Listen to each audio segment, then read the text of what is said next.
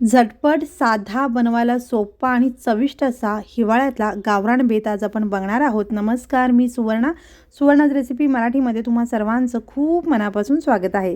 तर आज आपण झणझणीत आणि चमचमीत असा गावरान पावट्याचा रस्सा, हरभऱ्याची भाजी आणि यासोबत ज्वारीची भाकरी असा अगदी गावरान बेत करणार आहोत. ही अशी गावरान थाळी बनवायला अगदी सोपी आहे, झटपट बनते.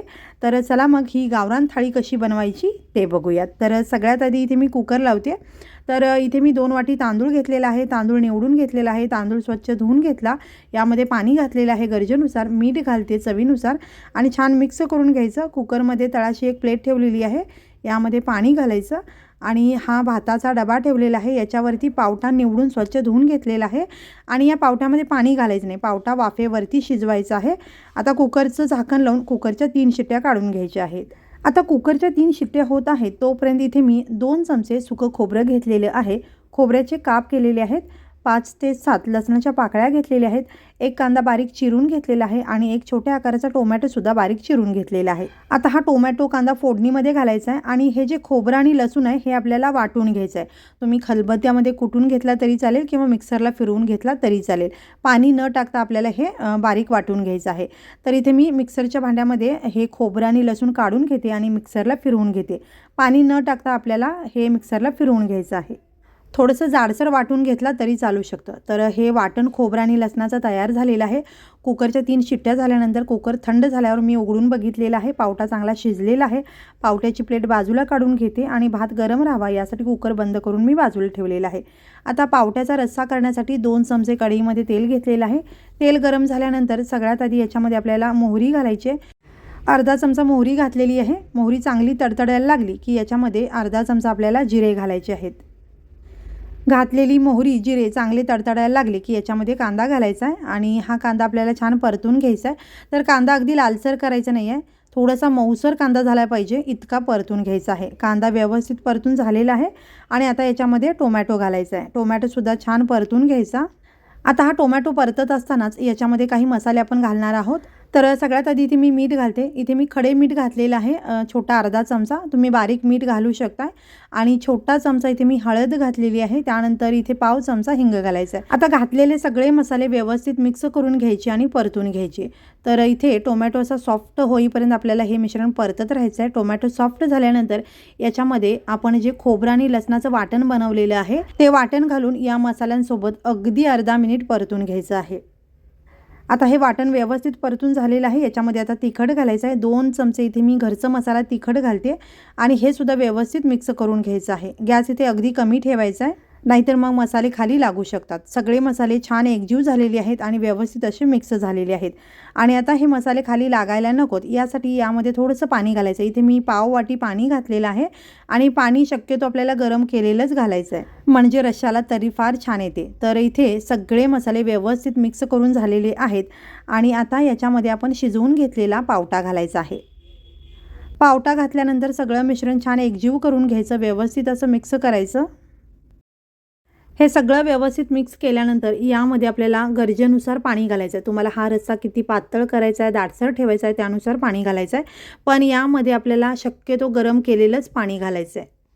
तर इथे मी साधारण 2 वाटी पाणी घातलेलं आहे. तर तुम्हाला हा रस्सा किती पातळ करायचा त्यानुसार पाणी घाला. तुम्ही यापेक्षा पातळसुद्धा करू शकताय किंवा तुम्हाला अगदीच याची सुकी भाजी करायची आहे किंवा अगदीच हलकासा मसाला करायचा आहे त्यानुसार तुम्ही कमी पाणी घातला तरी चालेल. आता हा रस्सा जो आहे आपल्याला एक 5 मिनिटे उकळायचा आहे. आता हा पावटा आपण शिजवूनच घेतलेला आहे, पण या रश्श्यासोबत एक 5 मिनिटे अगदी मंद गॅसवरती हा पावटा शिजू द्यायचा, म्हणजे पावट्याचा अर्क रश्श्यामध्ये उतरतो. रश्श्याला तरी छान येते, चव छान येते आणि हा रस्सा खायला खूप छान लागतो. तर आता 5 मिनिटानंतर मी झाकण काढलेलं आहे. अगदी बारीक गॅसवरती हा रस्सा मी उकळायला ठेवला होता. तर इथे रस्सा छान उकळलेला आहे आणि आता अगदी शेवटी याच्यामध्ये आपल्याला 2 चमचे शेंगदाण्याचं कूट टाकायचं आहे आणि थोडीशी बारीक चिरलेली कोथिंबीर टाकून पुन्हा एकदा हा रस्सा छान मिक्स करायचा आहे. आता शेंगदाण्याचं कूट टाकल्यानंतर अगदी मिनिटभर हा रस्सा उकळवून घ्यायचा आहे. झाकण लावायचं नाही आहे. झाकण न लावताच अगदी मिनिटभर हा रस्सा मी उकळवून घेते. रश्श्याला छान उकळी आलेली आहे आणि हा आपला पावट्याचा रस्सा झणझणीत चमचमीत असा अगदी चविष्ट असा तयार झालेला आहे. गॅस बंद करून हा रस्सा काढून घेतलेला आहे आणि आता हरभऱ्याची भाजी करणार आहे. त्यासाठी हरभऱ्याची भाजी निवडून घेतली, स्वच्छ अशी धुवून चाळणीवरती पाणी निथळायला ठेवली होती. तर आता ही हरभऱ्याची भाजी करण्यासाठी कढईमध्ये मी 2 चमचे तेल घातलेलं आहे. तेल चांगलं गरम करून घ्यायचं आणि आता याच्यामध्ये बारीक चिरून घेतलेली हिरवी मिरची घालायची. आता मिरची जी आहे ती भाजीमध्ये तिखटपणा तुम्हाला किती हवा आहे त्यानुसार तुम्ही मिरचीचं प्रमाण कमी जास्त करू शकता. आणि यानंतर 7 ते 8 लसणाच्या पाकळ्या हलक्याशा ठेचून टाकायच्या. लसणाचा स्वाद या भाजीमध्ये खूप छान लागतो, तर लसूण थोडासा जास्तच घालायचा, खूप छान लागते भाजी. तर आता ही स्वच्छ धुवून घेतलेली भाजी या तेलावरती घातलेली आहे. भाजी अशी मिक्स करून घ्यायची. तर इतर पालेभाज्यांप्रमाणे या भाजीला पाणी सुटत नाही, तर भाजी थोडीशी मिक्स करून घ्यायची आणि यानंतर या भाजीमध्ये आपल्याला पाणी घालायचं आहे. तर इथे मी साधारण 1 वाटीभर पाणी घातलेलं आहे. पाणी घातल्यानंतर भाजी व्यवस्थित अशी मिक्स करून घ्यायची. भाजी जर जून असेल तर पाणी थोडंसं जास्त लागतं. भाजी छान मऊ शिजली की खायलासुद्धा चवीला लागते. तर आता ही भाजी व्यवस्थित मिक्स करून घेतलेली आहे, एकसारखी केलेली आहे. आता याच्यामध्ये आपल्याला मीठ घालायचं आहे. तर भाजी अशी मिक्स झाल्यानंतर आपल्याला ही भाजी किती आहे हे लक्षात येतं आणि त्यानंतर मग मीठ घालायचं आहे. तर इथे मी खडे मीठ घातलेलं आहे, तुम्ही बारीक मीठ घातला तरी चालेल. पुन्हा एकदा मीठ घातल्यानंतर भाजी व्यवस्थित मिक्स करून घेतली. आता भाजीवरती झाकण लावायचं आहे आणि ही भाजी आता एक 5 ते 6 मिनिटासाठी मध्यम गॅसवरती शिजण्यासाठी ठेवली होती. तर अधूनमधून 1-2 वेळेला झाकण काढून भाजी व्यवस्थित ढवळून घ्यायची. म्हणजे जर याच्यामध्ये पाणी कमी असेल तर ते तुम्ही पुन्हा टाकू शकताय. या भाजीमध्ये पाणी अजून आहे आणि भाजी मी चेक केलेली आहे. भाजी हलकीशी अजून शिजायला हवी. आणि आता याच्यामध्ये मी शेंगदाण्याचं कूट घालते. तर इथे मी 2 ते 3 चमचे भाजलेल्या शेंगदाण्याचं कूट घातलेलं आहे. अगदी बारीक कूट घ्यायचं नाही, थोडंसं जाडसर कूट ठेवायचं, म्हणजे भाजी खाताना दाताखाली भाजलेले शेंगदाणे आले की खूप छान लागतात. आणि शेंगदाण्याचं कूट सुरुवातीला न घालता असं थोडंसं शेवटी घालायचं, म्हणजे मग शेंगदाण्याचा जो कुरकुरीतपणा आहे तो टिकून राहतो. झाकण लावून भाजी मी पुन्हा 2 ते 3 मिनिटे शिजवून घेतली. आता भाजीतलं पाणी पूर्ण आटलेलं आहे. भाजी चेक केली, भाजी अगदी सॉफ्ट शिजलेली आहे. भाजी व्यवस्थित अशी मिक्स करून घेतली. ही भाजी पूर्ण कोरडी करायची नाही, हलकीशी ओलसर असायला हवी, म्हणजे भाजी खायला छान लागते. अगदी 6 ते 7 मिनिटामध्ये भाजी तयार झालेली आहे. भाजी जर जून असेल तर वेळ थोडासा जास्त लागू शकतो. भाजी तयार झालेली आहे, बाजूला ठेवते आणि आता भाकरी करून घेते. भाकरीचं पीठ छान असं मळून घ्यायचं, म्हणजे भाकरी अगदी छान टम्म फुगते आणि अगदी मऊसूद होते आणि चवीला सुद्धा फार छान लागते. त्यामुळे भाकरीचं पीठ असं छान मळून घ्यायचं आणि मग त्याची भाकरी करायची. अगदी छान भाकरी तयार होते. आता हे भाकरीचं पीठ जर अगदी ताजं असेल, म्हणजे 8 दिवसाच्या आतलं असेल, तर ओतोनी घ्यायची गरज नाही. याची व्यवस्थित भाकरी आपल्याला थापता येते, काट अजिबात चिरणार नाही आणि भाकरीसुद्धा छान होते. पण 8 दिवसापेक्षा जर जास्त जुनं पीठ असेल तर याला ओतोनी घ्या, म्हणजे भाकरी व्यवस्थित थापता येते, चिरणार नाही, त्याचबरोबर अगदी मऊसूद भाकरी होते. तर इथे मी भाकरी थापून घेते. भाकरी तुम्ही तुमच्या आवडीप्रमाणे लहान मोठी करा आणि कोणाला अगदी हलकीशी पातळ आवडते, कोणाला हलकीशी जाड आवडते, त्याप्रमाणे आपल्याला ही भाकरी थापून घ्यायची. कडक भाकरी हवी असेल तर अगदी पातळ थापायची आणि मऊसूद भाकरी हवी असेल तर हलकीशी जाडसर ठेवायची. अगदी गोल गरगरीत अशी भाकरी थापून झालेली आहे. तवा मी आधीच गरम करायला ठेवलेला आहे. आता ही भाकरी तव्यावरती घालून घेऊयात. भाकरी भाजण्यासाठी शक्यतो लोखंडी तवा किंवा बिडाचा तवा वापरायचा, म्हणजे भाकरी अगदी खमंग अशी भाजली जाते. आता तवा तापलेला आहे, भाकरी घातलेली आहे तव्यावरती. त्यानंतर लगेचच आपल्याला अशा पद्धतीने पाणी लावून घ्यायचं आहे. पाणी लावताना संपूर्ण भाकरीला अगदी काठापर्यंत पाणी लागलं पाहिजे. आणि आता पाणी हलकंसं कोरडं झालं, वरची बाजू हलकीशी कोरडी झाली की या भाकरीची बाजू पलटवून घ्यायची. आता अशी भाकरी पलटल्यानंतर जी खालची बाजू आहे ना, ती अगदी व्यवस्थित सगळ्या बाजूने भाजून घ्यायची, म्हणजे भाकरी अगदी टम्म फुगते.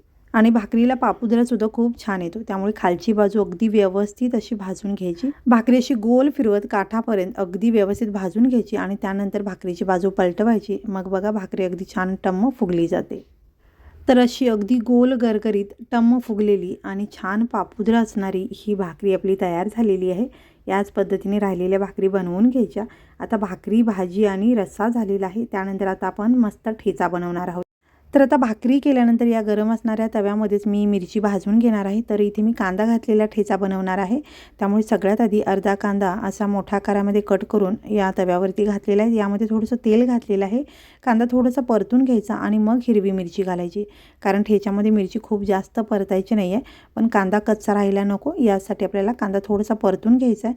कांदा असा अर्धा परतून झाला की मग यामध्ये आपल्याला मिरच्या घालायच्या आहेत. इथे मी मिरचीची देठं काढून मिरची स्वच्छ धुवून घेतलेली आहे आणि आता मिरची आणि कांदा दोन्ही आपल्याला व्यवस्थित परतून घ्यायचं आहे. मिरची खूप जास्त परतायची नाही आहे. मिरचीवरती हलकेसे जे चट्टे पडतात ना, तसे चट्टे दिसायला लागले की आपली ही मिरची भाजली असं समजायचं.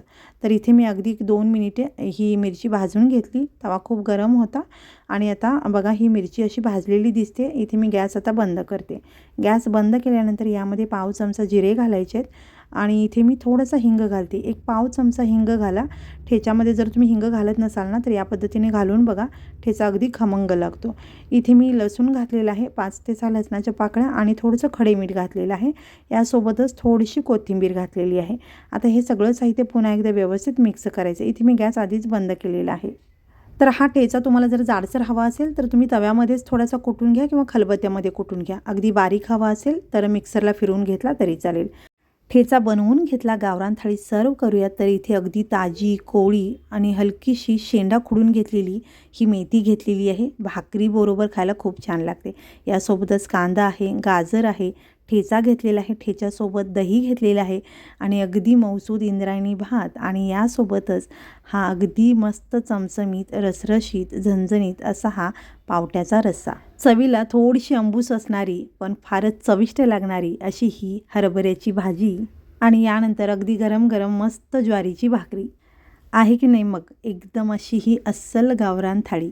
तर इथे हा पावट्याचा रस्सा, मस्त हरभऱ्याची भाजी, ठेचा, भाकरी, अस्सल गावरान थाळी किंवा अस्सल गावरान बेत आज आपण बनवला. तर तुम्हीसुद्धा या पद्धतीने कांदा घालून केलेला हा ठेचा, अगदी साध्या पद्धतीने बनवलेली हरभऱ्याची भाजी आणि मस्त झणझणीत असा हा पावट्याचा रस्सा बनवून बघा. आणि तुम्हाला जर व्हिडिओ आवडला असेल तर व्हिडिओला लाईक, शेअर, चॅनलला सबस्क्राईब करा. हा व्हिडिओ पाहिल्याबद्दल खूप धन्यवाद.